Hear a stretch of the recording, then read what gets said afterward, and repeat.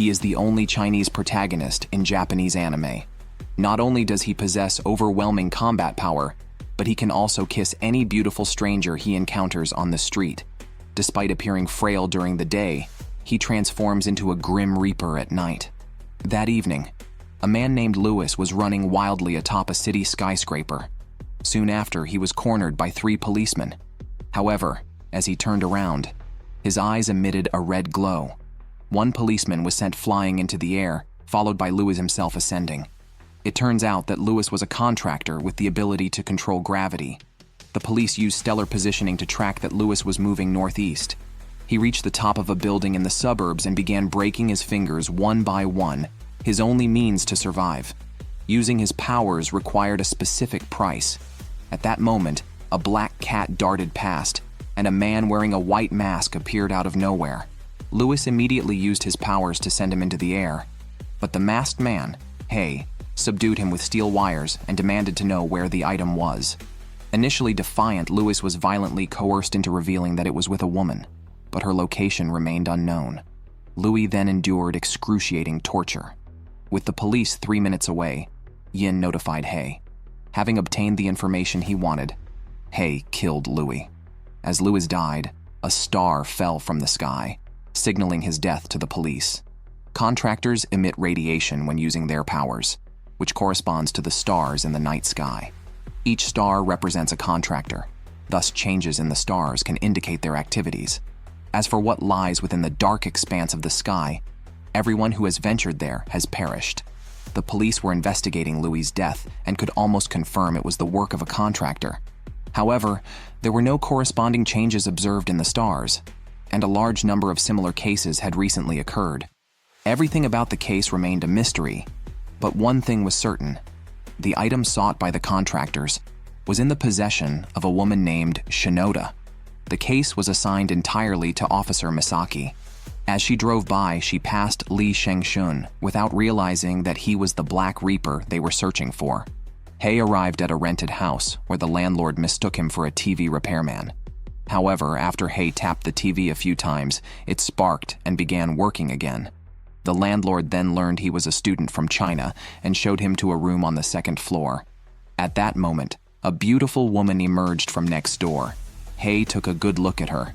This woman was Shinoda. She worked part-time at a nightclub, but 2 policemen were already watching her. Shinoda saw through their disguise and excused herself from the booth, using the security staff to delay them while she slipped away. Seeing this, the policemen dropped their act and chased after her. Shinoda ran to where Hei was stargazing. Without a word, Hei pinned her against a tree and kissed her. The police, mistaking them for a couple in love, left to continue their search elsewhere. 星を見てたの。ここから見える星空は今じゃみんな偽物なのに。 After Shinoda left the scene, Hei watched her departing figure with a cold expression. Shinoda then hid in an alley. Just as she was relieved to see the police leave, a hand covered her mouth. Her colleague had arrived. Jean asked if she had the item, and after receiving confirmation, he covered her mouth with a cloth. Just in the nick of time, Hei knocked Jean down with a blow and fled with Shinoda. The two reached a bridge when suddenly the wall emitted a blue light and Jean emerged from it. He punched Hei off the bridge, then knocked Shinoda unconscious. When she awoke, Shinoda found herself in a slaughterhouse. Jean was counting stones, the price he had to pay to use his ability. He then demanded the item from Shinoda, threatening her life. In fear, she tried to escape, but the door was locked. Jean moved closer to Shinoda, but suddenly, there was a power outage. The door's lock automatically opened amidst the flashing lights. By the time they got outside, Shinoda had vanished. It was strange. The electronic door lock had a triple security system, yet it had been breached. Running in the rain, Shinoda encountered Hei again. However, she could never have guessed that Hei had been tracking her for a week. Shinoda, unguarded, revealed all her secrets to Hei and even brought him to her home. The house was a mess, clearly having been searched. Out of fear, she decided to live with Hei. Despite being alone together, they did not take any action, but instead started talking about life. Hei, skilled in conversation, said meeting her was fate, which made Shinoda's heart race. At that moment, the police arrived at Shinoda's house, hearing a noise on the balcony. They rushed over and sighed in relief upon seeing it was just a black cat.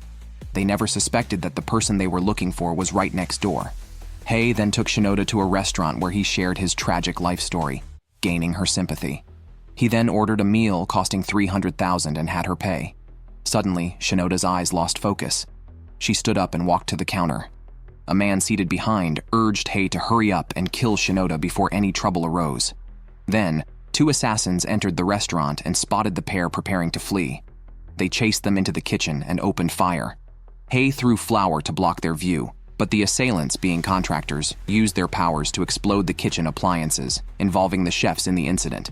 However, Hei and Shinoda managed to escape. Meanwhile, having lost contact with Hei, their boss Huang began to suspect Hei had betrayed them. But Yin still believed in Hei. Shinoda bandaged Hei's wound with her clothing, blaming herself for his involvement in danger. However, Hei caressed her cheek, telling her to rest. Always considerate of her, Shinoda was moved and handed over the sought-after item to Hei. Yet, assassins, as if guided by a tracker, also arrived. Hei ran with Shinoda to the police station entrance, knocked her out on purpose, and let the police rescue her while he distracted the assassins alone. At that moment, Misaki received shocking news. Shinoda's body was found by the river. Who, then, was this Shinoda? Hei donned his coat and led the assassins under a bridge.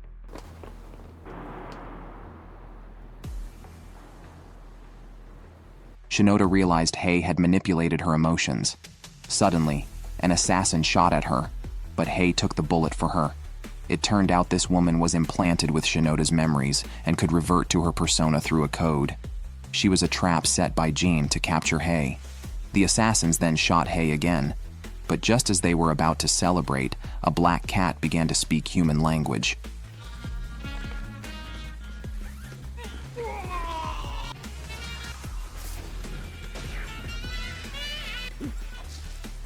It was revealed that Hei's team was the actual prey, and the item had already been found by the enemy. Huang wondered why Hei never attacked this doll, but Hei insisted she was not a doll, but a human. John escaped via water to under the bridge, but his location was continuously tracked by Yin. When the police arrived, they found John's body. Hei's first girlfriend had passed away just one day before he cooked a large meal to celebrate, and then went to work as usual. He first stopped at a rendezvous shop to pick up a watch, then went to work nonchalantly.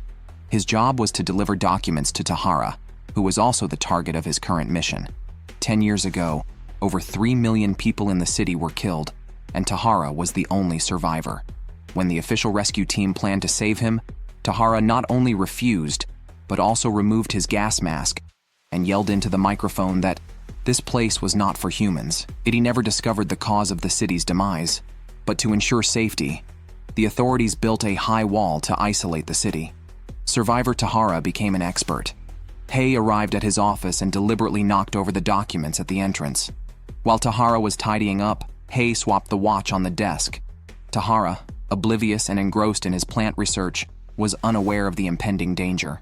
2 assassins had already arrived at the hotel targeting Tahara. However, Kenneth was a drunkard who always needed a bottle before a mission. Luke used his powers to open the bottle for him, but the cost of using his powers was to fold an entire book.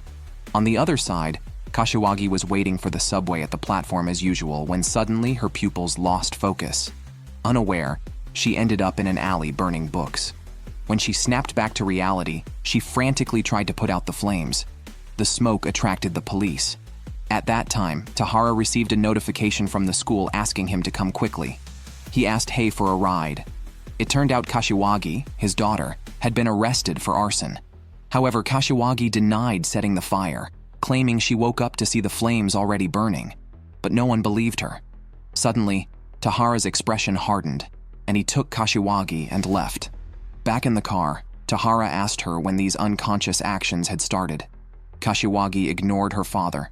When Tahara tried to check her wrist, she forcefully pulled away.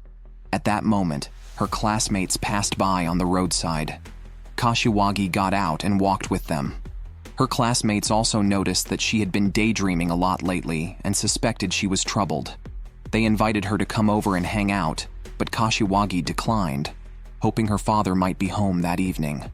However, when Kashiwagi returned home, She was deeply disappointed to find it still empty and felt exceptionally lonely. At that moment, Tahara received a call from the assassin organization, which enraged him. He calmed down only after tending to a peculiar plant. A black cat outside the window saw everything, yet the assassins targeted Tahara's daughter, Kashiwagi. She was caught stealing a CD by the store manager. Hei stepped in to help her, but Kashiwagi was ungrateful, thinking Hei was sent by her father to watch her. However, Hei simply wanted her to be his second girlfriend. Not wanting to go home, Hei took her to an amusement park where they were the only two people. Kashiwagi was somewhat scared, so Hei asked her to close her eyes and then used his power to light up the entire park, a master move in wooing.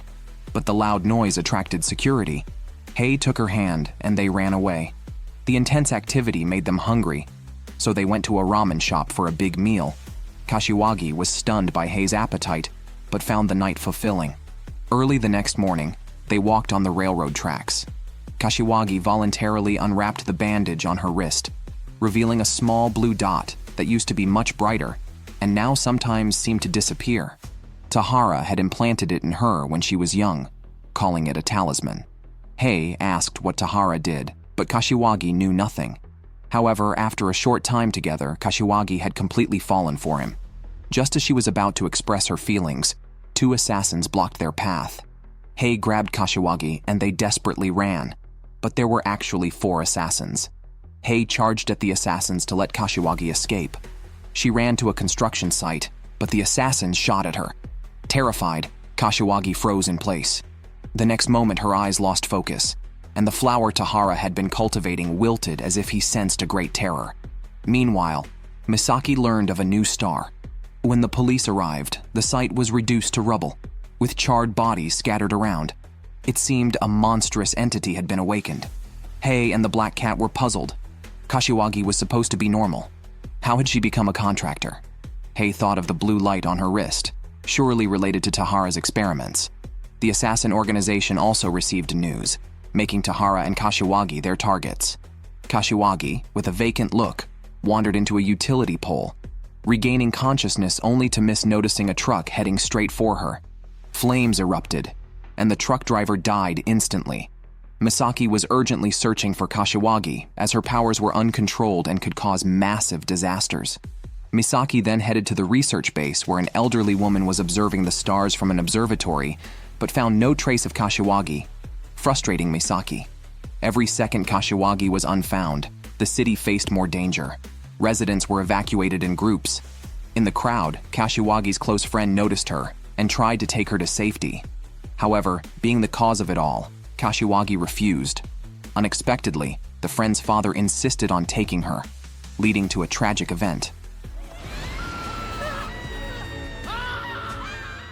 The laboratory detected Kashiwagi's location and the police surrounded the park, waiting for the special forces to arrive. However, in the next moment, a policeman's hands were severed, and his colleagues were all killed. The assassin organization had arrived. Luke single-handedly took down all the police and carried away the unconscious Kashiwagi. Meanwhile, Kenneth called to threaten Tahara while Hei was right beside him. Tahara explained that what was on Kashiwagi's wrist was a seed. Kashiwagi had always been a contractor, often starting fires as a child. But 10 years ago, after entering Hell's Gate, Tahara discovered a plant that could suppress a contractor's powers and implanted its seed in Kashiwagi's wrist. However, the seed would eventually disappear and her powers would re-emerge. Therefore, he continued his research but never found a way to completely seal the powers. Moreover, the host of the seed became a temporal, prone to losing control at any time. He had turned his own daughter from a contractor into an even more terrifying entity.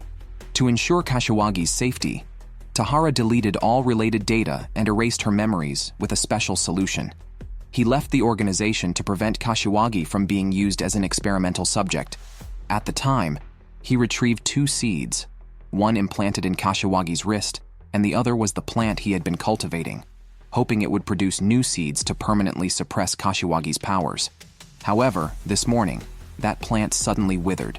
Kashiwagi was unaware that her father, whom she had always despised, had always loved her deeply.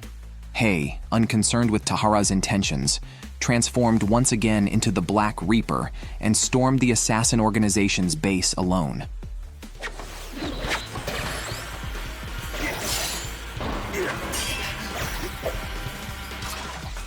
However, Kashiwagi was taken as a hostage by the opponents, preventing Hei from acting freely. Suddenly, Tahara appeared at the door, offering to exchange Kashiwagi for the research data.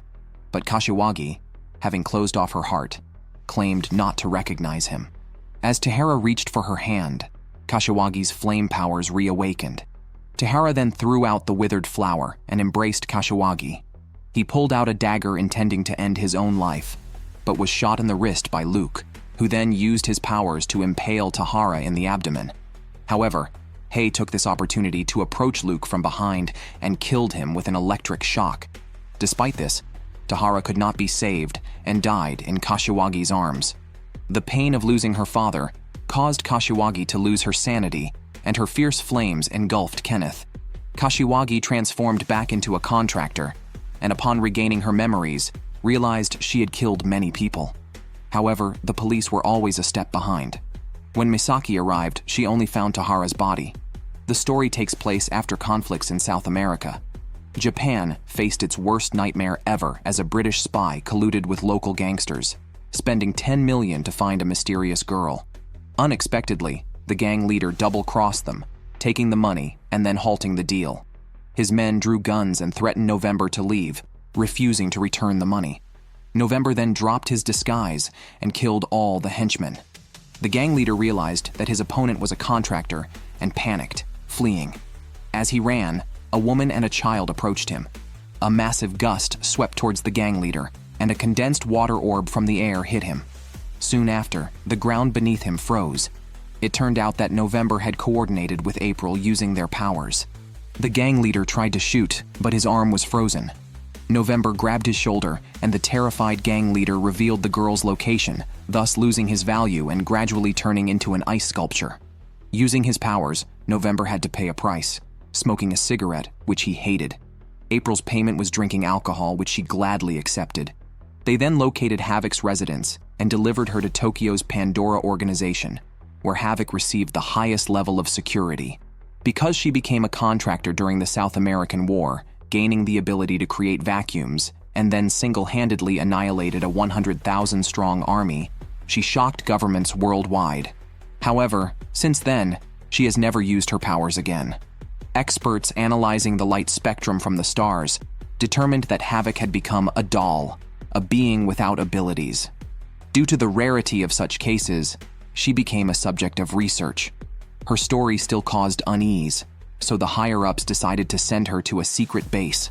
En route, November and Misaki both received calls that a mysterious organization was attempting to capture Havoc. With 3 contractors present, they dismissed the threat, even boldly stating that the attackers would not return if they came. They then rested at a transfer station, where Misaki instructed her subordinates to be on high alert. However, November revealed they had already taken precautions. Havoc was right there. Although this was for safety, Misaki felt they had been played. Distrust arose between them, but they still had to continue escorting Havoc back to headquarters. Suddenly, a figure flashed by, and the driver slammed on the brakes, but there was no one around. Then, November received a call from April. July, through the glass, released observer spirits and detected an ambush. November stepped out alone and spotted a figure in black in the distance. It turned out that Hei's organization was also targeting Havoc. Everyone knew the name Black Reaper, so they prepared their most powerful moves right from the start.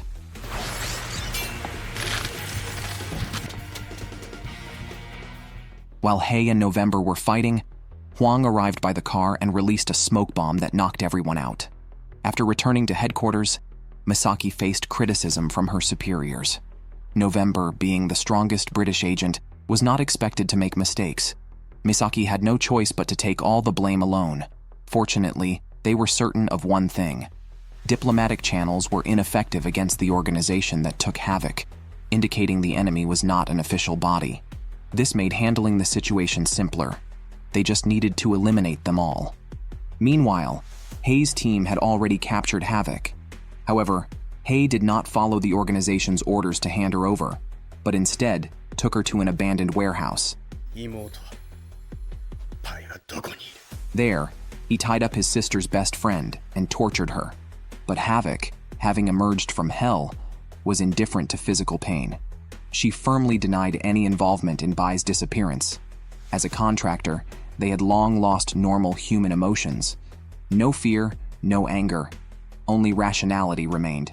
Yet, Hei was visibly emotional and even used his powers without paying a price, leading Havoc to question whether he really was a contractor. Officer Misaki also began to doubt Hei, as all recent cases seemed connected to the Black Reaper. What was the purpose behind his organization? At this point, November approached, wanting to join the police investigation since Havoc had been taken from him, making him the most suitable to rectify this mistake. Misaki agreed to November's involvement, knowing that only a contractor could defeat another contractor. As a Chinese expatriate living alone, Hei cooks excellent dishes. His simple fried rice brings back Havoc's fond childhood memories. Therefore, Havoc decides to help Hei and accompanies him to Hell's Gate, hoping her powers and memories will be restored, and possibly uncovering the whereabouts of his sister. However, Havoc is also worried that if she reverts to her former self as a killing machine, she hopes Hei will end her life. July and Yin have located Hei's position. They are heading to Zone 2. Misaki and her team are fully prepared, but in Hell's Gate, conventional human weapons are useless. Meanwhile, November is increasingly interested in Hei.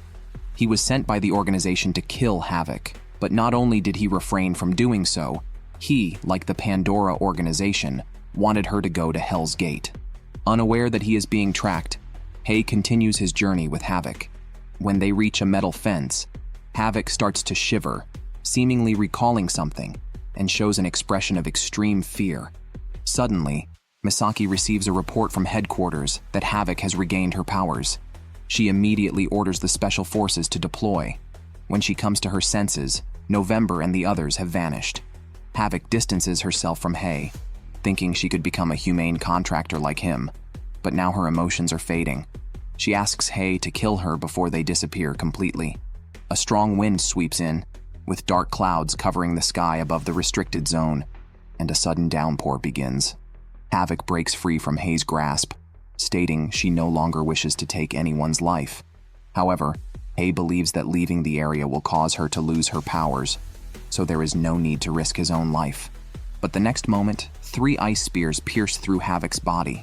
Hei watches as Havoc dies in front of him, his expression turning icy cold. November blocks the alley where Hei is trapped, confident he can finish Hei off. However, the real hunter often appears in the form of prey.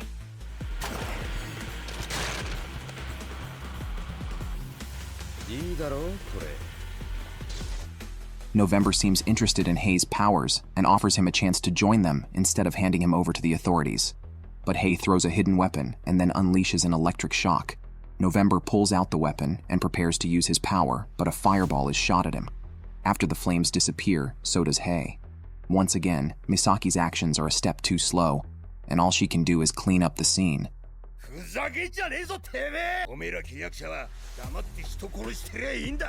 With just one look, this man could kill 1,000 people. He perfected the art of assassination, personally killing his own brother. He then stuffed a potion into the corpse's clothing and, as if possessed, jumped from the balcony. At that moment, the supposedly dead brother stood up, and the police ruled the case a suicide. Guy is a private detective whose skills are even poorer than those of Detective Kogoro Mori, and without Conan's help, he has had no success in 30 years. Even his assistant Kiko looks down on him. Just then, there's a knock at the door. A widow has come to ask him to find her adorable lost cat. Although it seems beneath a detective to search for a cat, the widow offers a commission of 500,000, forcing Guy to accept. Before setting out, he stops at a ramen shop to fuel up, and coincidentally meets Hei, who is eating there. Hei's appetite astonishes Guy. Later, he reads in the newspaper about someone who fell from a building, ruled a suicide by the police, which makes Guy pensive. However, Kiko is fixated on the 500,000 reward, prioritizing finding the widow's cat. Unheard by Kiko, Guy suspects a serial killing, noting that each supposed suicide worked for the same cosmetics company. Suddenly, Kiko recalls that the widow's perfume is from that company, yet they don't delve deeper. As Hei leaves the restaurant, Kiko, smitten by his good looks, wishes she could devour him on the spot. Then, dressed as a Catwoman, she enlists nearby children to help search for the cat, but they show little interest, and the widow's cat remains unfound. Although Guy is engrossed in investigating cases, he discovers that the widow's deceased husband was a director of the company possibly linked to the series of suicides. He completely forgets about finding the cat and goes alone to the widow's villa. Coming to his senses, he finds a cat sitting on his lap, which triggers his fear of cats. He then uses this as an excuse to wander around the villa, actually looking for clues to the serial killings. Unbeknownst to him, Hei had already infiltrated the place and was sorting books in the study, scaring Guy away. The widow then informs him that the cat might have been taken by her late husband's ex-wife and suggests he check her mansion. Using her charm, she gets the bewildered Guy to agree to her plan. On his way there, Hei had been waiting for him for a long time. Guy senses this is no coincidence. He suspects Hei, who started working during this period, the attractive and suspicious widow, and the maid. There must be something amiss with that villa. While identifying problems is easy, solving them is hard. He would never expect that Hei had already taken action. He and a black cat end up at a construction site where a mysterious man kills his own father and extracts a bottle of perfume from his body, then intensely sniffs a strange fabric, a price for using his powers. When the man sees the black cat, he immediately runs away, but Hei trips him with a wire. It turns out the man was behind the recent suicides. He attempts to use his powers on Hei, but the black cat promptly interrupts him.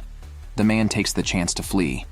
Hei is displeased, thinking the black cat hindered him, but the cat reveals that the man, like itself, possesses the ability to possess others. The next day, Guy calls the widow from outside a coffee shop. Coincidentally, the mysterious man also arrives there, and they both wear identical coats. When leaving, Guy mistakenly takes the wrong coat. He then spots Hei and curiously follows him, only to realize that Hei intentionally led him away to allow the black cat to continue monitoring the mysterious man. Losing track of Hei, Guy goes to the residence mentioned by the widow to look for clues but finds it filled with garbage. He reluctantly enters and mistakenly thinks the black cat is the widow's cat. While trying to catch it, he discovers a mummified corpse in the house.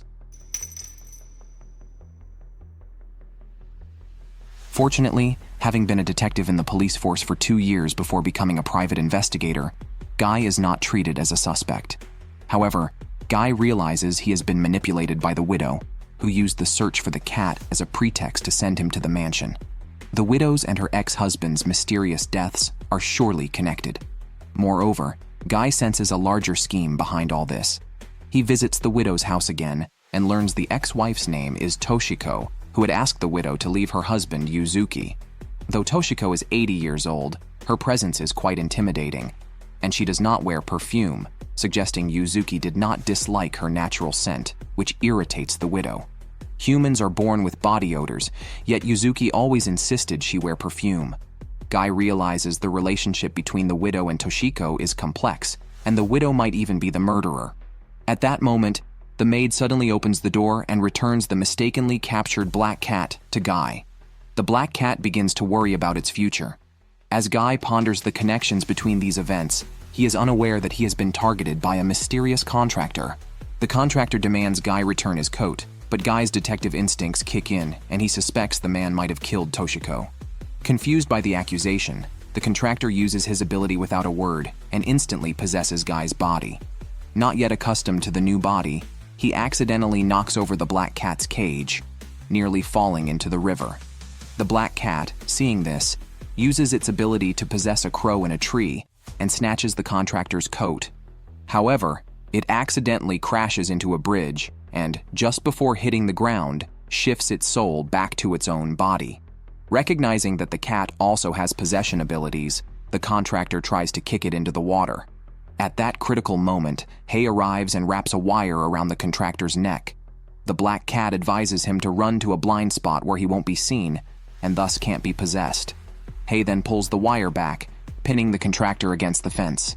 He glances at his distant body, throws the coat over, and instantly transfers his soul, picking up the coat and quickly leaving. Hei immediately follows, but Guy's body, out of control, drags the black cat into the water. Hei is forced to stop the chase. Guy still doesn't know he almost died just now. He asks his assistant to continue searching for the cat while he investigates the widow's case nearby. At Toshiko's house, he notices many glass bottles at the entrance and suddenly realizes something. He returns to the widow's house to confront her, asserting that Toshiko couldn't have possibly stolen the cat since the plastic bottles at her door are meant to deter cats. A person who dislikes cats wouldn't play such a prank. The widow just wanted someone to go to that mansion and discover the body, hoping they might even be framed for the murder. Furthermore, there was a witness who saw the widow near Toshiko's house half a year ago, coinciding with Toshiko's death, and the widow had a motive for murder. Guy suspects she is the murderer. However, the widow laughs upon hearing this, admitting she did visit the mansion, but Toshiko was already dead by then. Hearing that Toshiko's house had become a garbage dump, she went to verify it and was shocked by the worse-than-expected condition. She decided to go inside to mock Toshiko, but found her already dead. As for not calling the police immediately, she wanted to let the only woman her husband truly loved rot and decay. Guy doesn't understand why she would hate Toshiko so much, since it was she who took Yuzuki away from Toshiko. Yet, the widow remains calm, explaining that Yuzuki tortured her body every night. But what mattered most to him was the scent. He wanted to smell every part of his body, always covered in perfume. But the smell he truly loved was always Toshiko's natural scent. She was merely wearing the title of a wife. It seems Guy's deductions were all wrong. He didn't get the answers he wanted. Fortunately, the widow's aim wasn't to find the cat. Afterward, she paid Guy a reward of 500,000. Hei also cleared his name with Guy. However, Guy never expected Hei's identity to be more complex than he thought. He has now found information about the contractor from that night. The man's real name was Kapoor. He once parasitized Ukiyama during a mission, during which his own body was accidentally destroyed. Since then, he has been living as Ukiyama. Later, Hei, posing as Kapoor's target, met him and swiftly incapacitated him with electricity. Before dying, Kapoor took a sock out of his pocket and deeply inhaled its scent. He did not use his power, indicating this was not his payment. He just wanted to smell it because the sock belonged to the real him. The scent left on it was the only evidence of his own body, as his payment had already been made when he lost his body. The police have been gathering information on contractors recently. Under the bridge, gang member Richard met with Misaki.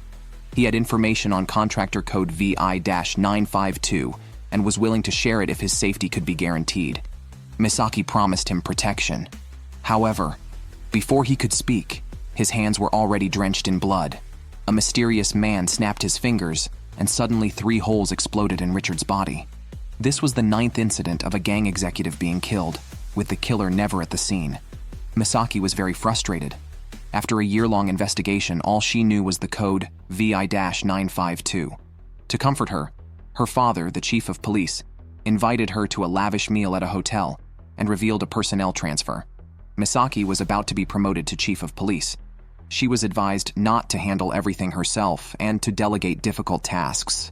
However, Misaki became a cop to help the underprivileged, so she made an excuse to send her father away. Unexpectedly, she ran into her best friend, Alice, the daughter of a gang leader. Alice was excited to see Misaki, thinking she was there to celebrate her birthday. Alice took the initiative to bring Misaki into a secluded area of the hotel where she lived with her father, a place off-limits to anyone but gang elites. To fit the occasion, Alice dressed Misaki in a slit cheongsam. Surprisingly, Misaki, usually more formidable than men, turned out to be a curvaceous and sexy woman. What's even more surprising is that one is a young gang leader, and the other is the future star of the police force. During high school, everyone was afraid to approach her, but Misaki was the only one who stepped forward to prevent her from going astray. As a result, they became inseparable sisters. This was Misaki's first time at such a grand event, and she seemed a bit out of place. However, she was constantly observing her surroundings. At that moment, her colleague Saito had managed to disguise himself as a waiter to infiltrate the event. They were looking for clues about the target from inside, but it seemed no one knew who had killed the gang executives. Ostensibly, today was Alice's birthday party, but it was actually an emergency gang meeting. As they discussed how to proceed, Hei's stomach growled, disturbing the guests. The manager sent Hei to the kitchen as punishment, and Saito was sent to wash dishes. Unnoticed, all the security guards in the surveillance room were dead. Then, all the executives entered the meeting room together.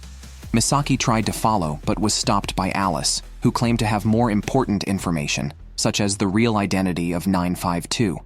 Alice led Misaki to an indoor garden filled with stone flowers, all of which had been brought from Hell's Gate. Bees nurtured on the nectar of these stone flowers produce a special substance within their bodies. She grabbed a bee and stung herself in the arm, claiming that this would make a regular person feel like a mutant, erasing all pain and sadness. Then she tried to sting Misaki with the bee. Misaki stepped back and fell, spotting a body on the ground. It was Alice's father. Alice claimed that Wei Jejun was responsible, revealing him as VY952. After her explanation, Alice aimed a gun at Misaki, intending to kill her best friend. However, the ceiling lights suddenly exploded. Misaki took this opportunity to crawl to a corner, where Hei was also hiding. Elsewhere, the gang's top brass gathered, waiting for the boss who never arrived. Jejun confronted them directly, declaring a new era for the gang. He slashed his wrist with a dagger, splattering blood on the executives. Then, with a snap of his fingers, they exploded on the spot. Misaki was saved by Hei, but she did not know Hei was a contractor. Alice stated that even self-harm with bees cannot erase certain things in the world.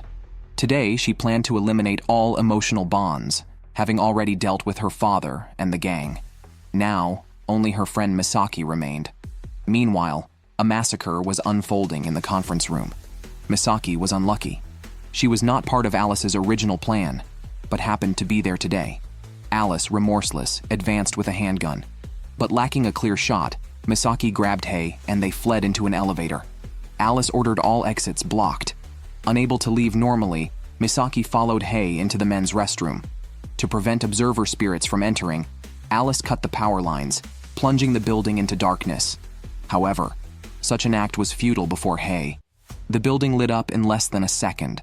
Misaki couldn't understand why Alice would want to kill her. They were best friends. The taste of betrayal was bitter. Hei, showing empathy, seemed to have his own hidden stories. Now, their priority was finding a way to escape. Misaki mentioned that Hei had not been seen and could actually leave directly. However, before leaving, she wanted Hei to bring Saito. Hei agreed to her request, and they introduced themselves in the restroom. Meanwhile, the police had received information that Misaki was at a gang's hotel, where VI-952 was also located. Without a search warrant, they couldn't just storm in, as it could escalate the situation uncontrollably. Later, Hei brought Saito over. Alice, blinded by her obsession to eliminate Misaki, fell into Jejun's trap, unknowingly allowing him to handle Hei and Misaki. At that moment, Saito emerged pushing a cart, with Misaki hidden inside. He planned to get her to the laundry room downstairs to help her escape, not realizing that Hei had already disappeared. Hei went to the indoor garden and successfully retrieved the stone flower crystals. Unbeknownst to him, Jejun had seen through his intentions and was waiting there. Jejun tore off his bandage and sprinkled his blood on Hei, then snapped his fingers, causing Hei's blood to seep out. After slashing his wrist again with a knife, Jejun forced Hei to dodge repeatedly. Hei then used a wire to reach a metal frame, but before he could stabilize, Jejun's blood covered the frame, causing it to explode. Hei fell from the frame and fled in disarray. Seeing this, Jejun immediately followed, but Hei counterattacked, catching him off guard. Hei fell into the building while Jejun took the crystal. At that moment, Saito, who was with Misaki, was called away. He thought he could bluff his way through by staying calm, but was unexpectedly taken to the conference room, the site where the executives had been killed. Alice had already seen through their tricks. The gang highly valued blood relations, so whether she liked it or not, she had to inherit the organization and its vast wealth. But she wanted none of it, and decided to eliminate all ties. With Jejun's help, it was easy to do. However, she never expected Jejun to press a bloody handprint on her abdomen, which was followed by her abdomen exploding open. Jejun then stated that Alice did not seek freedom, but wanted to rely on someone, sometimes Misaki, sometimes him, while his goal was control over the entire gang. Jejun was clearly ruthless, but at the critical moment, Hei kicked Jejun down and used the blood on the floor to electrocute him. It turned out that all the blood on Hei had been his own, and all adversities were to make Jejun think he had won. Hei then picked up the crystal from the floor and jumped out of the window. This was Misaki's closest brush with the truth yet, but she also lost her best friend. The man was covered in tubes and taken to Japan's highest interrogation agency. Despite facing the world's most advanced lie detector, his heartbeat showed no fluctuations. Consequently, Hei successfully infiltrated the Pandora Institution.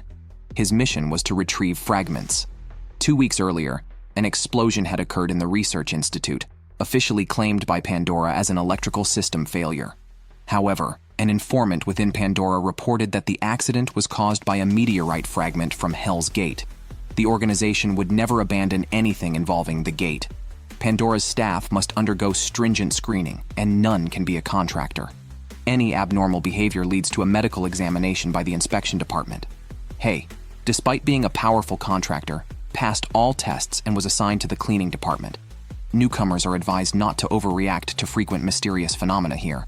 The staff comprises top-tier scholars requiring the best service. No one can leave within a month, even in death.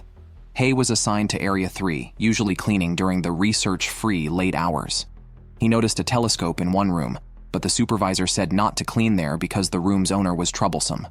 When research director Sergei arrived at the lab, assistant Mina accidentally bumped into Hei, scattering documents everywhere. Hei and the supervisor quickly helped her gather them. However, Hei received a note telling him to meet in room A3 in an hour. It turned out Mina was the insider planted by the organization.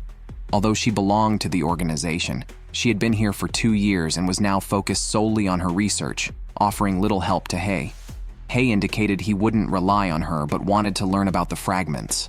Mina was also unclear about the details, but knew that a similar substance had been found in South America before it disappeared. The data left from that time suggested it could aid in uncovering the secrets of Hell's Gate. Although Mina's information wasn't very valuable, Hei learned one thing. The stickers on their necks couldn't identify who was a contractor. They were just a scare tactic by Pandora. At night, when it was time to clean, Hei approached the telescope, but was stopped by the room's owner. However, observing stars was Hei's hobby, and the sight of the telescope made him eager to use it. Nick, realizing they shared this passion, invited Hei to the rooftop to stargaze together. At that moment, the stars in the sky were all artificial. Since this starry sky appeared, life had become chaotic. But this was one habit Nick did not want to change. He encouraged Hei to try looking through the telescope, but Hei saw nothing. Then Nick urged him to forget everything, to forget they lived in this fabricated world, and to believe that this sky was the same one they had gazed at in the past. Miraculously, Hei truly saw the universe. Nick explained that this place was inside the gate where the impossible could happen, opening up new possibilities for the future. If everyone could experience what they were experiencing now, humanity could reclaim the real starry sky. However, Hei could not have imagined that among those who entered the institute with him, Moku was experiencing mental issues. She saw 3 ghosts following her constantly and even yelled at the air. This was the price of working inside the gate, making it nearly impossible for her to reintegrate into society. Later that night, Moku entered the room and began tampering with the telescope. Suddenly, there was a noise at the door, but she noticed nothing unusual. Then, someone grabbed her neck and killed her.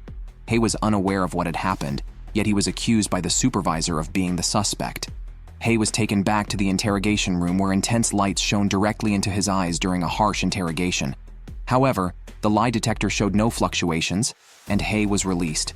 Still, he did not gain the upper management's trust, but was instead closely monitored by the supervisor. Mina called Hei to the data room suspecting him of being the murderer. Hei had no reason to kill, but do contractors even need a reason? They are emotionless machines. Hei showed impatience, which shocked Mina.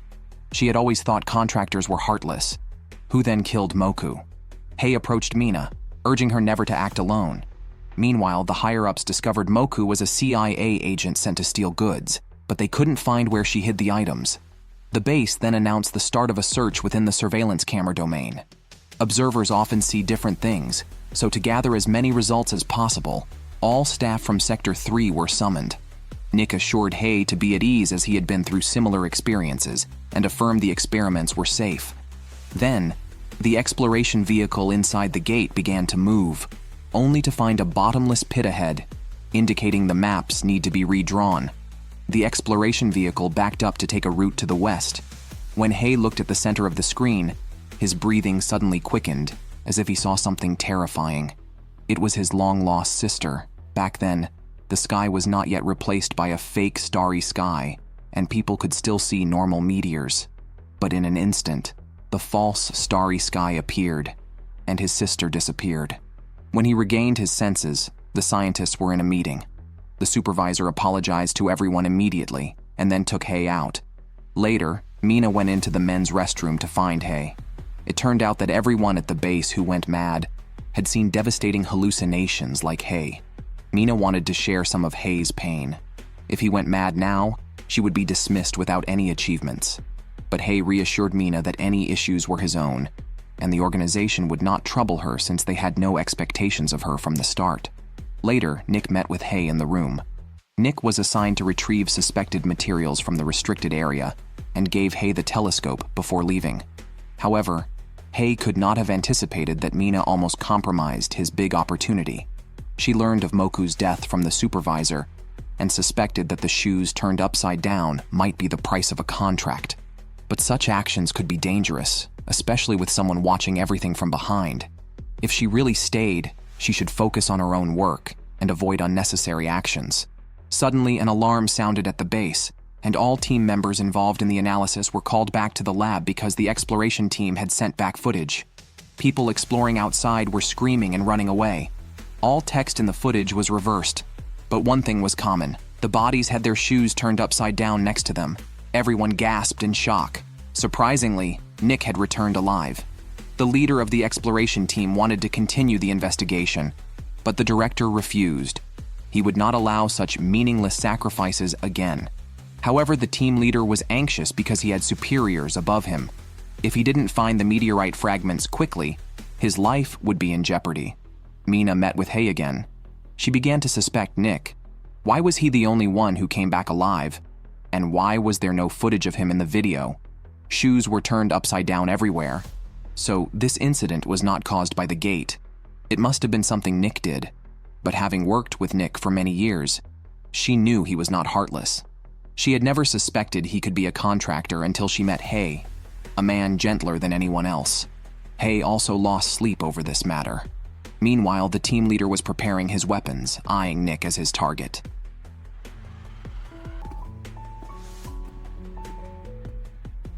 Nick arrived at the abandoned mansion and was just about to open the storage locker when the team leader stopped him, intending to retrieve the items inside himself. However, Nick's eyes flashed red, and he electrocuted the team leader in an instant. After handling everything, Nick was surprised to find Hay watching nearby. He then took out a piece of the meteorite and revealed that he was employed by the CIA. He explained that if he could obtain materials from inside the gate, he could return to work at NASA. He felt out of place here. His personality didn't suit the machinations where research results were taken by those above, and he was kept in the dark about what other groups were working on. This only took him further from his dream of reclaiming the real starry sky and showing the universe to his sister. Although his story seemed incredible, it was the truth. He noticed that Hay was similar to him and might understand his perspective. However, Hay had seen contractors increase their powers with the fragments to the point of losing control and turning on each other. He did not believe Nick's claims. The artifact could not reveal the real starry sky. Regardless of Nick's previous talks about dreams or his sister, it was all false. Contractors simply cannot dream. They shared the same abilities, so neither could harm the other, and they ended up playing a game of chase. Surprisingly, Hay saw his sister under the bridge and instinctively walked out. Nick suddenly appeared, pressing against the back of Hay's head. They really were alike, not only in their emotions, but also in their powers. However, he paid no attention to the green light emanating from the fragment in his pocket. Suddenly, the fragments resonated, and a blue light transported them into another dimension. Nick began to reverse in age, turning back into his 8-year-old self. Nick truly went towards the universe with his sister. When everything returned to normal, the meteorite fragment was in Hei's hands. By the time the researchers arrived, Hei had already hidden himself.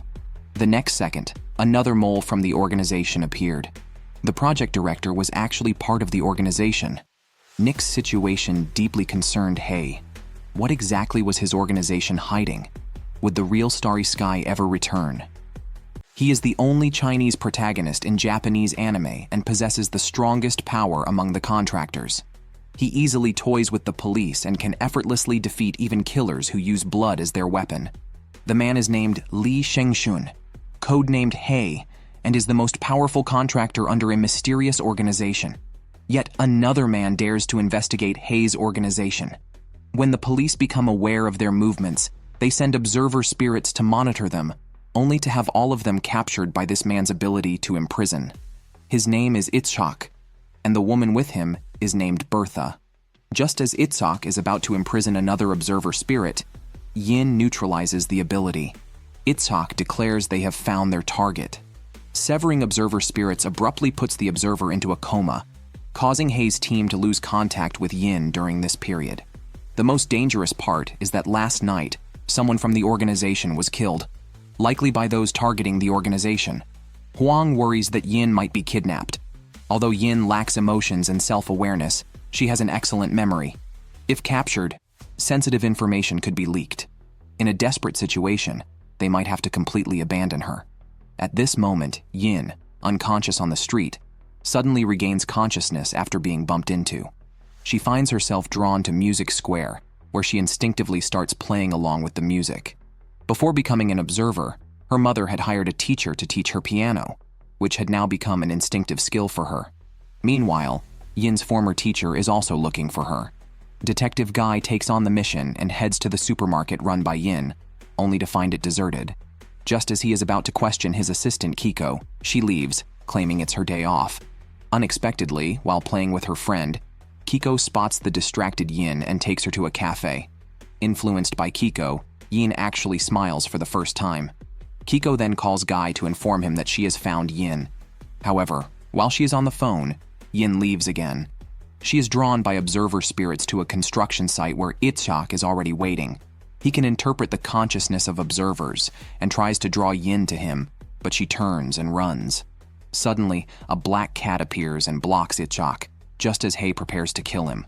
Unexpectedly, Bertha opens her mouth wide behind him and emits a sonic wave that causes the black cat to bristle and slows Hei's actions. At that moment, Guy arrives at the scene and takes Yin away in his car. Her teacher calls out her real name, triggering memories of her past. The teacher then plans to hide her temporarily and arrange for her to be sent abroad.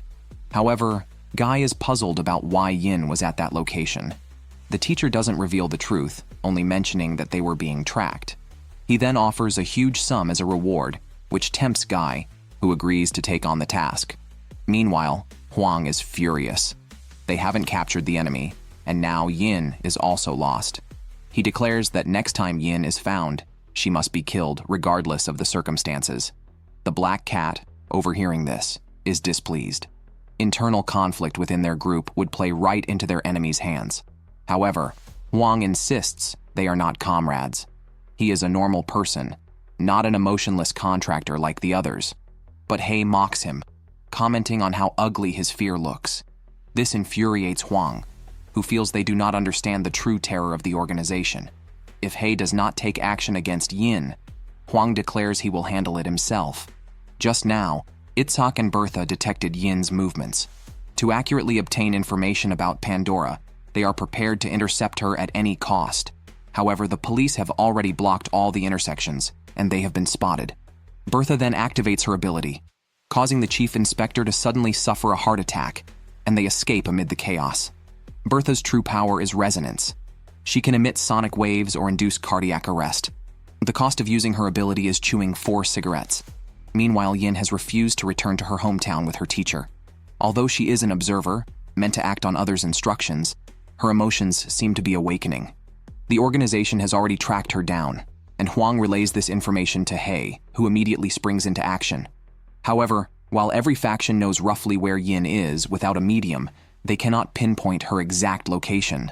Suddenly, a light rain begins to fall, and Yin's observer spirits emerge from the water.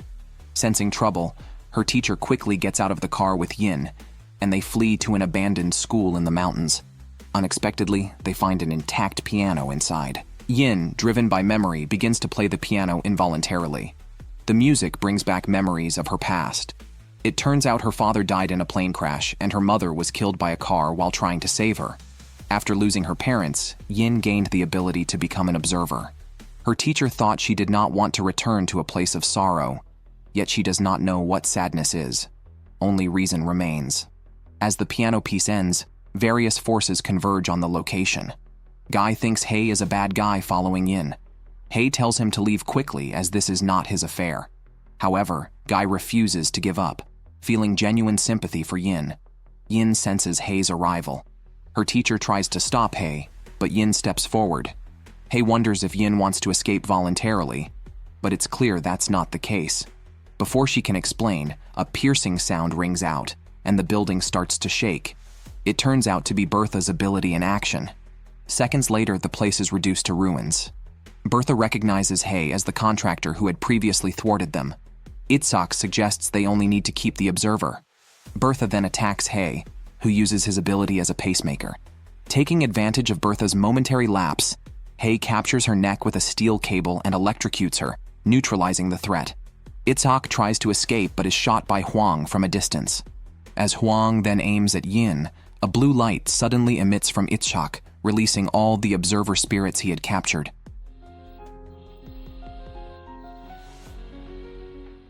Huang was stunned by what he saw. Yin was actually crying. Observers are not supposed to have emotions.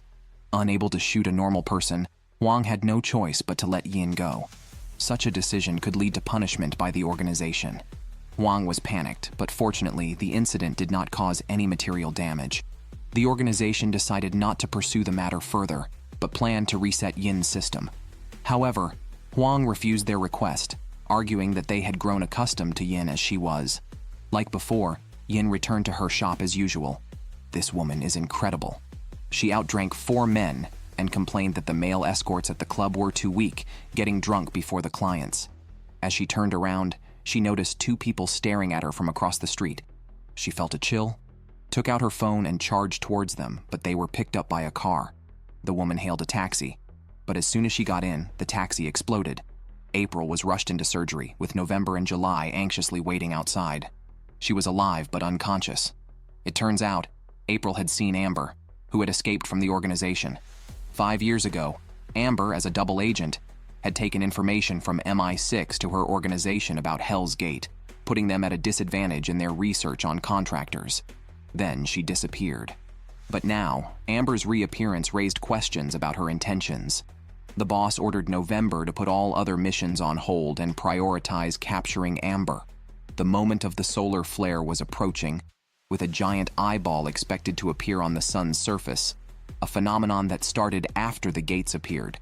Observatories from major organizations were on high alert, not knowing what to expect. The last solar flare 5 years ago made Heaven's Gate in South America disappear. Suddenly, an alarm sounded at the base, urging everyone to return to the observation room, as Lord Hoshimi had spoken. On the other side, a boy couldn't reach a pendant hanging from a tree. Hei happened to pass by and helped him. The boy thanked him, mentioning it was a gift from someone very important to him, and then left. Meanwhile, Hei arrived at the explosion site. They received news that the organization's meteorite fragment was missing, seemingly related to the explosion. Evidence of M16's presence was found at the scene. Huang instructed Hei to retrieve the fragment. The boy returned to the underground bar. A man asked him why he came back to the scene.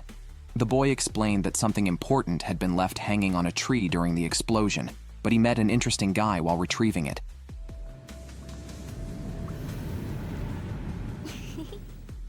It turned out Amber was November's target. The police also received this news and were preparing to act. Suddenly, a loud explosion was heard outside. The CIA building was bombed. Multiple organizations were attacked one after another, sparking fears of war. They were all thrown into chaos without a clue. November was told to focus solely on finding Amber and ignore everything else. Just as he was about to leave, Hay blocked his path, demanding the stolen fragment. November, unaware of the situation, assumed Amber and Hay were from the same organization. However, when Hay heard Amber's name, he became visibly agitated. Nevertheless, no fight occurred. Their main goal was to find Amber first.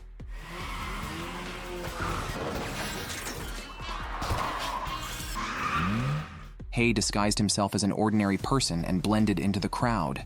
Meanwhile, November received news that the next explosion target might be the National Embassy.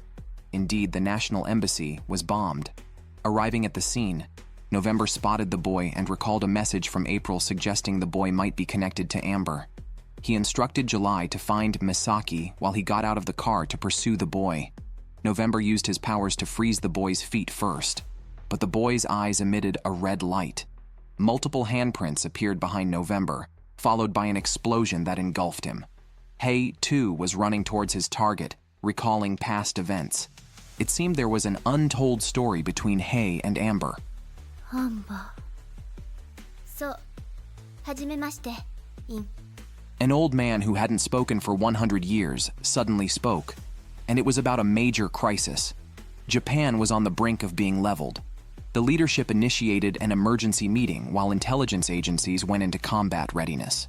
The large screens in the square continuously broadcast the implementation of a curfew starting from that moment. Meanwhile, Hay arrived at Yin's shop only to find she was missing because Amber had taken her. Upon seeing the message, Hay immediately set out. The Black Cat did not understand why Amber would take Yin, especially since she had been Hay's partner. Suddenly, Hay realized they were on the wrong route. Huang stated that the organization forbade him from meeting Amber, but Hay rushed out anyway, only to be stopped by Huang shooting. Resisting the organization could lead to death, but Huang, merely a human, how could he possibly defeat a contractor? Misaki received a message from her best friend linking the series of bombings to contractors who typically operate in secrecy. She wondered why they would act so openly during daylight. Then, July approached her with news that November might be in trouble, prompting her to immediately ask July to take her to the location. Fortunately, November had not been killed, but was captured by the enemy, hoping to gather information about Amber. However, the boy named Maki was extremely composed, like a robot, with eyes only for Amber. For her, he was willing to destroy the entire city. Maki was puzzled why November, a contractor, would willingly serve humans. He believed contractors, chosen by the era, should not fear humans who could not form contracts, asserting that they were the true rulers of this world. November thought these ideas were taught by Amber, but Maki claimed they were his own understanding, adding that the city would disappear, just like those in South America. At this moment, the red-haired man Amagiri spoke, inviting November to join their organization, Evening Primrose. November refused, having received a message from July that Misaki and the special police had completely surrounded them. Unfazed, they confidently stated he would meet them again, caused a disturbance, and escaped. As the mastermind behind it all, Amber was casually chatting with Yin. She once was Hay's lover and had seen his genuine smile. She would do anything to see that smile again. However, Hay encountered Maki, who recognized him as the person Amber always talked about. Jealous, Maki picked up a stone and attacked. Hay dodged to the side of a car, and Maki threw the stone under it. When the smoke cleared, Hay was gone. Just as Maki was about to leave, November froze him. However, Maki's powers easily countered ice, allowing him to break free. Misaki tried to pursue but was stopped by November, who explained that Hay was the contractor she had been looking for, and he would handle the young troublemaker himself. Maki's mentality had become pathological, wanting to eliminate everyone except Amber. He rigged the entire building with traps. Fortunately, July was with November and detected the traps. Unaware, Maki thought he had killed them all, but just as he believed it was over, November stood at the doorway. Meanwhile, Hay had found Amber. As Amber rushed to check on his injuries, he pushed her away. Then Hay slapped Amber. She told him that she could arrange for him to see his sister, but the city would disappear as a result. At that moment, Misaki arrived and saw Hay surrounded by a blue light, preparing to shoot. However, Amber then activated her power. Amber's power was to manipulate time. Once it was deactivated, only Misaki remained at the scene. The members of Evening Primrose had regrouped at a second location, but Maki was nowhere to be seen. Amber stated that he wouldn't be coming back because November had killed him.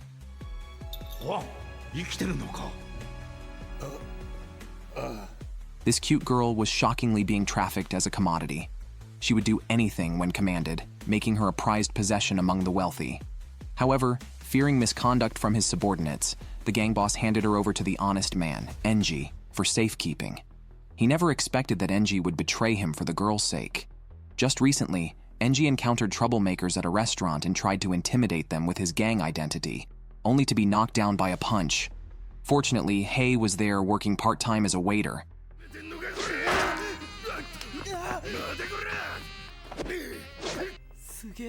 Even the best fighter can be threatened by a knife.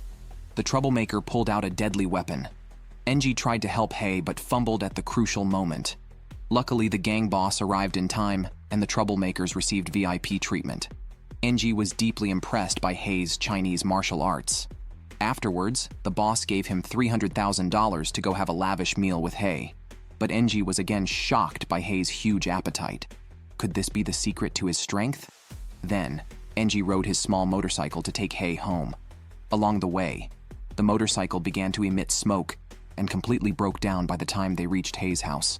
A torrential rain started, so they had no choice but to rest at Hei's place. However, a wild party was happening downstairs, making it impossible for them to relax.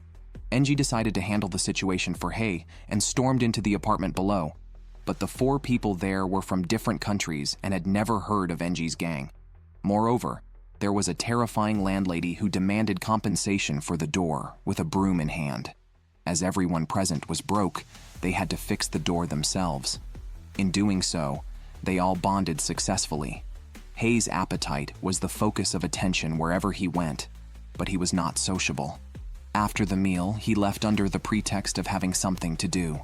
The neighbors also mentioned that they had never spoken to him. In reality, Hei left to meet with Huang. He was working at the restaurant to monitor the gang. Their goods would be arriving in 3 days, and he needed to ensure the transaction went smoothly. When they got back home, Enji's motorcycle had been fixed. They greeted each other and parted ways. Enji was taken to the storeroom by the boss who prepared to assign him an important task. However, the next moment, Enji was shocked by what he saw. A girl, not wearing underwear, was inside a box. At the boss's command, the girl stood up with a blank expression showing no emotion. The boss explained that the girl was a doll, programmed to do anything on command. This type of doll is highly sought after at auctions by wealthy bidders. The boss tasked Enji with looking after the doll for 3 days, responsible for feeding her and taking care of her needs. Then, the boss lifted the doll's skirt, a scene Enji had never seen before, almost causing him to faint. The boss chose Enji to care for the doll because of his straightforward and naive nature. He didn't trust anyone else. However, Enji was confused. The girl clearly looked human. Unbeknownst to him, he began to develop feelings for her. Meanwhile, Hei received the doll's address and planned to intercept her. However, upon arriving at the location, he found only an unconscious guard and no sign of anyone else. Could this be an internal gang conflict? Hei's team decided to wait for further instructions from their organization. But when Hei got home, he was in for a big shock.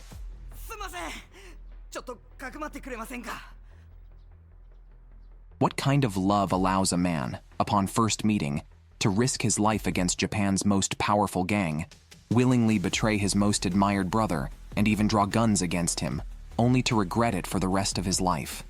Just now, with no escape, Enji could only bring the girl to Hei, whom he had only met once. Hei recognized the girl as the doll they were looking for. Yet Enji confessed his love for her and vowed to make her happy by fleeing Tokyo with her. However, the gang's reach extended throughout the city, making a silent escape a fantasy. Enji managed to persuade Hei with his eloquence, but his troubles were just beginning. The boss had just become the leader and needed funds to stabilize his position and bribe the organization's elders. He ordered the doll's retrieval. Enji's life was expendable. Meanwhile, Hei visited a women's lingerie store and ran into Officer Misaki while holding a piece of lingerie. The atmosphere turned awkward. Then Misaki's friend suddenly appeared, hinting at a delicate relationship between the two. Misaki was skeptical, understanding buying clothes for a girlfriend, but lingerie and a wig too. Her friend suggested it might not be a gift, perhaps for his own use. Misaki directly confronted Hei with her suspicions. He explained it was for a friend, relieving Misaki. Even her friend noticed Misaki's special look towards Hei. Hei greeted them and left, but upon returning home he discovered an extra pair of shoes. Yin had arrived at the location. Hei thought she was sent by Huang to spy on him, but Yin shook her head. Surprisingly, the doll Yin had developed her own consciousness. Hei didn't think much of it, and asked her to help the girl change clothes. However, Yin communicated with the girl instead, unknown to Hei, who was busy discussing escape plans with Enji. After the girl was dressed, Hei decided to escort them to Shinjuku Station, but the station was full of gang informants. Hei pushed them into an elevator and stayed behind to cover their escape. When gang members arrived, they only found Yin standing at the door. Enji and the girl fled to the garage, but the boss had been waiting there for a while. By the time Hei arrived, it was too late. Black Cat informed him that Enji had been taken by the gang. He advised Hei to stop as Enji would be killed, the doll would be sold, and the gang would come after Hei next. The mission could no longer continue, and they should go into hiding. Continuing to help Enji might be seen as betrayal to their organization. Suddenly, Yin detected the girl's observer spirits, which were communicating with her. The doll had released observer spirits through her own will, which Black Cat found unbelievable, and suspected it was a trap set by the gang to lure Hei. However, Hei didn't care whether it was a trap or not. Enji had endured inhuman torture. His older brother couldn't understand why he would sacrifice his life for a doll, but to Enji she was a flesh-and-blood human, and the girl he loved. For her, he was willing to risk his life. His brother held a gun to Enji's forehead, hesitating. Just then, Hei arrived in time, using his supernatural abilities to knock down 3 men effortlessly. The enemy drew their guns and fired. Hei took cover beside a car, and when the enemy approached, he used electricity to knock him down. As he was about to charge out, the boss blocked him. At that moment, Enji rushed forward and knocked the boss down, reversing the situation. He then put the boss in the car and drove them to the station. They reminisced about their childhood. It was his first time in the boss's car, and he had learned how to protect his loved ones. After sending Enji and the girl away, Hei wondered why he let them go so easily. The gun had no bullets.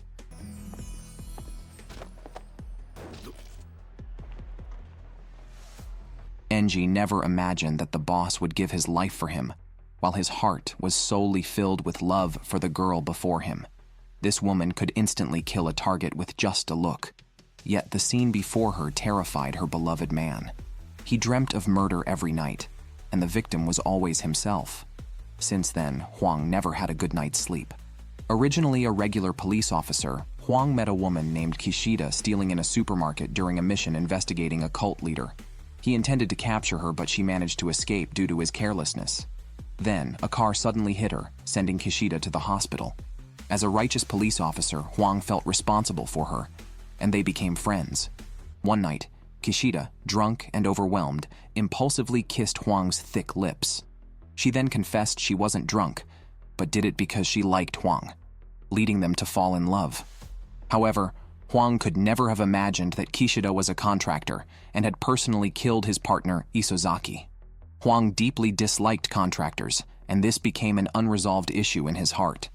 To avoid having his memory erased, he chose to join the organization. A new cult called Friends of the Gate has emerged, claiming happiness can only be achieved through heartfelt prayers in this starless, false world. Hei has been tasked with eliminating the cult leader. The organization had already infiltrated them 3 years ago. Hei is to collaborate with a woman from a photo, who is none other than Huang's beloved Kishida. Hei easily blends into the cult, but Huang contacts him at an inopportune time, an unusual act.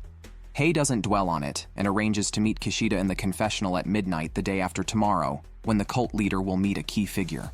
Kishida plans to handle the leader herself, as her power can only be used once, leaving Hei to deal with others. Unexpectedly, Huang almost gets them killed. As the cult leader appears, observer spirits emerge in the water nearby. Kishida glances at them, revealing her identity as a contractor. Just as she's about to use her power, a man grabs her head. Hei disrupts the electrical circuits with his power, plunging the area into darkness and attempts to take out the cult leader. However, the man's ability to generate concussive blasts thwarts Hei, forcing a temporary retreat while Kishida is captured. The entire debacle was due to Huang's unnecessary action of ordering Yin to release observer spirits, which was detected. Regretting this too late, they prepare to act again, but the organization issues a new order to eliminate Kishida along with the cult leader. After Huang leaves, Black Cat reveals another directive. If Huang fails to deal with Kishida, Hei must eliminate Huang as well. Hei and Huang sneaked into the base, knocked out the guard at the entrance, and reached the room where Kishida was held. Huang woke his lover with several slaps and learned the cult leader's whereabouts from her. They moved together, but the base had too many enemies. A security guard armed with a gun stopped Huang, but Kishida glared at him, causing the man to bleed from all orifices. This became a psychological trauma for Huang, but he persisted and left with Kishida. In the car, Huang asked Kishida a question that had been bothering him for years: whether she had intentionally gotten close to him to extract information about Isozaki. Suspecting their past relationship was a trap, Kishida's next words stunned him. Isozaki had been a traitor in the police force, and it was unclear whether Huang or Isozaki was the mole, so Kishida was supposed to eliminate both. However, she fell in love with Huang. Huang could not decide whether to believe her as he was ordered by the organization to eliminate Kishida. Just as he was about to act, Kishida suddenly suffered a severe headache, a price of using her powers, which ironically restored human emotions temporarily. Huang thought Kishida was acting, but he found himself unable to kill the woman he loved. Elsewhere, Hei located the cult leader's hideout. Due to excessive use of her powers, she had aged to appear like a centenarian. She questioned Hei. "Why do you allow yourself to be used by the organization? Can't you leave them?" She explained that contractors, having lost societal norms and conscience, are inevitably used as tools and not recognized as fellow humans by society. Thus, she chose faith, initially as a practical solution, but now believed it was the right choice. She mused, "It's said that contractors have no heart, but is that really true? Whether a contractor or not, those inclined to commit crimes will do so. For contractors, their abilities are like added sins. Even without powers, one can still take lives with weapons, and using powers comes with a cost."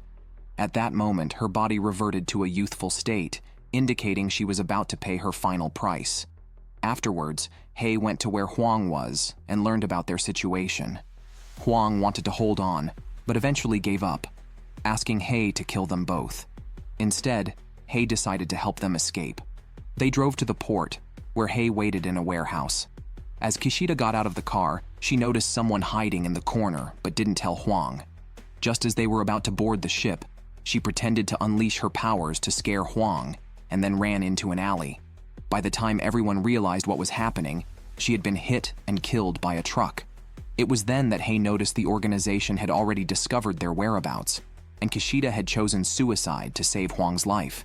Every day, this woman goes without clothes and randomly chooses 30 strange men to kiss, as the price for using her abilities. Today, she targeted a 70-year-old man who was shocked by the scene before him. However, the woman didn't give him a chance to react.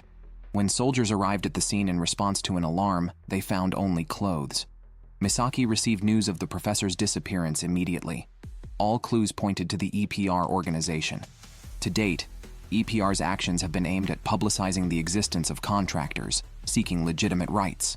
From the contractors arrested by the police, it was found that their memories had been tampered with, and all information about the mastermind had vanished. This made Misaki suspect that the situation was complex, and perhaps others were causing chaos. The chief seemed to know something, but Misaki did not detect any abnormalities in him. After a previous bombing attack, the National Embassy had tightened security and thus refused to assist Misaki, even expelling them. November was waiting for Misaki at the door with inside information from the embassy. A professor specializing in doors had been isolated in the depths of Pandora until 2 days ago, when he was kidnapped by the EPR organization, involving the embassy as well. From now on, there are no clear enemies or allies. Follow your instincts, November advised. After the embassy leadership expelled Misaki, they were self-satisfied. As the head of security, He felt nobody could act recklessly on his watch. Unbeknownst to him, his secretary was a member of EPR, and the professor was hidden underground by her. Hay had already arrived above the embassy. He handed the explosive device to Black Cat, who delivered it to the front of the embassy, causing panic. Using wires from above, Hay successfully infiltrated the premises and then entered the interior of the embassy following Yin's guidance. After setting everything up and just as he was about to leave, a voice at the door revealed itself to be Jijun, who had previously fought against Hay and had joined Amber to fight him again. They engaged in combat, and Jijun's power still caused significant blood loss, risking incapacitation. Thus, Hay shifted from defense to offense. At that moment, Britta, hiding nearby, used her power to teleport next to Jijun and kissed him, transporting him away. She then teleported to Hay's side, flirted briefly, and disappeared from the scene. She planned to take the professor with her, but November had been waiting there for a while, hoping to see Amber again. Britta fulfilled his wish with a kiss. When Misaki arrived underground, everyone had vanished. Black Cat was still in a tree waiting for Hay to complete his mission, unaware that Amber had already set her sights on it. They were once proud national ambassadors, but they met tragic deaths within the embassy, slaughtered by someone they treated like a mere underling. Yet why would this person sacrifice his own life just to kill them all? Just recently, Black Cat was taken to Amber's base, where there was also a man not wearing any clothes. Black Cat was so frightened that its fur stood on end. Pretending to be a normal cat, it tried to slip away, but Amber saw right through its intentions. Black Cat was forced to stay and learned of a secret that necessitated its silence. The professor had developed a device capable of dealing with all contractors in one blow. During the South American War, a 1,500-kilometer radius around Heaven's Gate became an inviolable zone that rejected any physical contact. EPR intends to harness that power to detonate Hell's Gate in Tokyo again, to prevent the professor's device from being completed. A race against time is set to unfold between human leadership and contractors. Hay's team is preparing to rescue Black Cat, a decision tantamount to a suicide mission. Huang advised him against such foolish acts, but Hay insisted on proceeding. Misaki is also ready to help April find November. She begins to question the purpose of all her actions up to this point. On the other side, Black Cat thought no one would come to rescue it, believing that contractors, being rational beings, wouldn't foolishly enter a place where they knew they would die. However, Hay had already burst in from the elevator entrance, instantly disabling the building's electrical circuits. Yin's observer spirits emerged from the water, and Amber sent Jijun to confront Hay. He splashed blood on Hay's mask, then with a snap of his fingers, Hay's mask shattered. When Hay saw Amber appear above, he immediately tried to follow her, but Jijun relentlessly pursued him. Britta teleported in, but Hay, undistracted by her presence, prepared to release an electric current. Fortunately for her, Britta teleported away just in time. Hay then swung up to the rooftop using wires and grabbed Amber's head, wanting to know the true purpose of EPR. However, Amber directed him to ask Black Cat, who had already revealed all the information. At that moment, Hay's powers erupted, resonating intensely with meteor fragments. His sister's call brought his consciousness back. November and the professor seemingly witnessed something. One relieved and the other panicked. Misaki burst in and seemed to recognize Hay through the shattered mask. Luckily, Huang fired a flash grenade just in time, allowing Hay to escape. The professor was terrified because he knew the truth about the disappearance in South America, all due to Hay's powers. Pandora took the professor back to the base, but MI6 faced a dilemma. November entered the leader's office alone, having learned the high-level secret that they wanted all contractors to disappear, including himself. So at that moment, he decided to follow his heart. This man is just an ordinary human, yet can kill contractors in seconds with just a steel wire, earning him the nickname Black Reaper. However, none of this is his choice, yet he cannot avoid it, because his sister Bai is the most powerful contractor, whose abilities terrify the world. As a contractor, every kill Bai makes causes her immense pain. Hay has even considered ending her suffering, but he can't bring himself to do it. One day, Bai discovered the organization's plan to destroy contractors. Her powers erupted, wiping South America off the map. Now, Hay has inherited Bai's powers, making him crucial to Amber's plan to repeat the catastrophe in South America. As Amber predicted, Hay became lost upon learning the organization's secret, unsure of how to proceed. At the same time, Misaki is equally confused, haunted by November's last words. Coincidentally meeting Hei again, they decide to have a hearty meal and then play baseball, enjoying a rare moment of leisure. They both relaxed, but as Hei was about to go home, Black Cat stopped him. Huang rushed over in a car, revealing that they were all abandoned by the organization. Knowing Hei has the power to destroy cities, the organization plans to eliminate him ahead of time. Fortunately, Amber had a backup plan and sent Jijun to rescue them. He prepares to lead them inside, facing a road full of obstacles. Huang decides to see them off on their final journey. At this moment, Misaki receives a call from her father, telling her to leave Tokyo immediately and seek refuge. This old man is set to die tomorrow, yet he chose to take his own life today because the organization he believed in treated him as disposable. Thus, Huang decided to stand with the contractors, intending to draw away the organization's pursuers with his last breath. His car entered a tunnel where Yin gave Huang a farewell hug before he drove off again in an empty car, luring the airborne troops away. When the pursuers stopped Huang, they found only an old man in the car.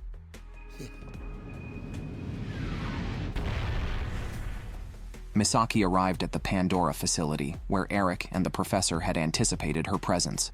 They portrayed Hei as a brutal villain planning to detonate Tokyo with the contractors, but they already had a plan to stop him by erasing Hell's Gate, which would also eliminate all contractors worldwide. All preparations were completed, waiting for the contractors' action in 30 minutes. Upon learning their plan, Misaki wanted to object, arguing that not all contractors are criminals. However, her boss, also a member of the organization and one of the planners, shocked her. Her worldview was shattered as those who spoke of humanitarianism were gambling with millions of lives, making everything happening here a crime. Without a powerful backing or a will beyond national constraints, such actions could not have remained concealed. The director confirmed Misaki's suspicions, indicating that she too was unknowingly facilitating the plan's execution, and even Hei was part of the organization. Meanwhile, a fierce battle erupted between contractors and soldiers who were unaware of the higher-ups' intentions, effectively being disposable as well.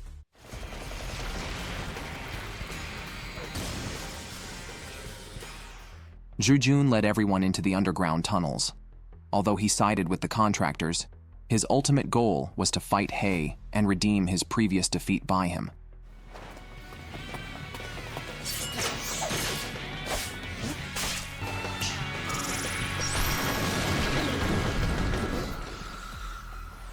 However, Jijun couldn't last even a second against Hei. If he had the ability to kill Hei, Amber would not have sent him to guide them.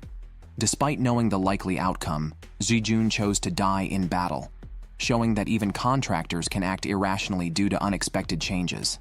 Using his final powers, Jijun blasted a path leading to the gate.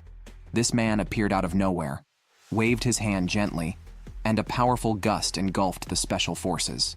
A woman rewarded the man with a kiss, which he declined, asking her to dress. Then, they approached a massive launcher. Just as the man was about to destroy it, a contractor appeared above them. It turned out that everything the man had just seen was an illusion caused by Amber using her powers. This allowed him to preemptively deal with the attacking contractor before destroying the device.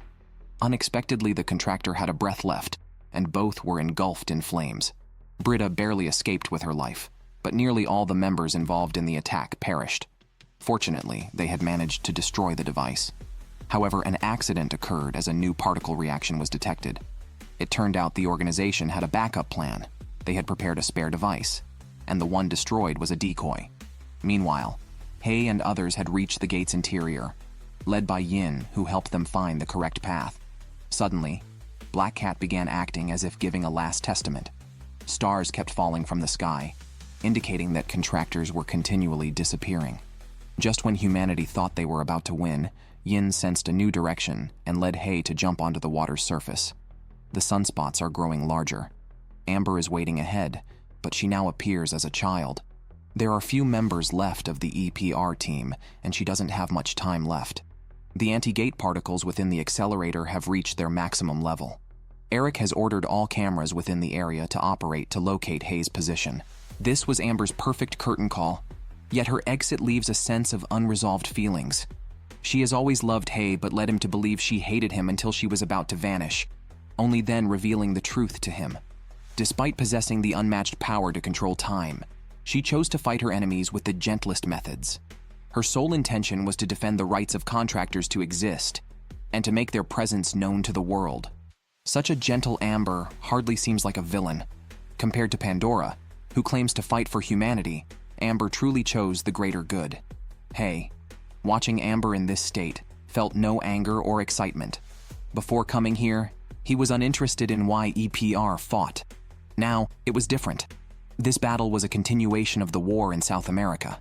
Hei had always been an ordinary human, merely using his sister's powers. Choosing between humans and contractors would be a difficult decision for him. Whenever Hei followed the organization's orders, Bai and he felt sad. When they decided to defy the organization, they did not want to involve Hei and kept him uninformed. Moreover, if Hei knew the truth, he would want to leave the organization and would not have survived to this day. At this moment, Amber sensed that something capable of erasing all contractors and Hell's Gate was approaching, and she intended to stop it. In fact, electric shock was just the initial part of Bai's powers, which when fully unleashed, would destroy everything. If Hei couldn't manage that, he would have to watch as all contractors on the planet disappeared. The launcher had begun its countdown. Misaki wanted to stop it but was powerless as those around her had lost their senses. In a critical moment, Amber injected meteorite fragments into Hei's body. Amber activated her powers once again, using all her strength to rewind time and send Hei to the past. But she herself vanished completely from the world. Her only purpose was to give Hei a chance to make a new choice. Hei chose coexistence between humans and contractors and went to the base to release Bai's powers, neutralizing the anti-gate particles and causing the organization's plan to fail. Eric was killed by the director, who pinned all the blame on him and accused him of insurrection, a typical move of sacrificing pawns to save the king by the organization. Now, no one could prove the organization's existence, but fortunately, Misaki had recorded all the director's statements. The director planned to eliminate Misaki, but was timely stopped by Hei. Misaki intervened just as Hei was about to kill the director. リーという男はもういない。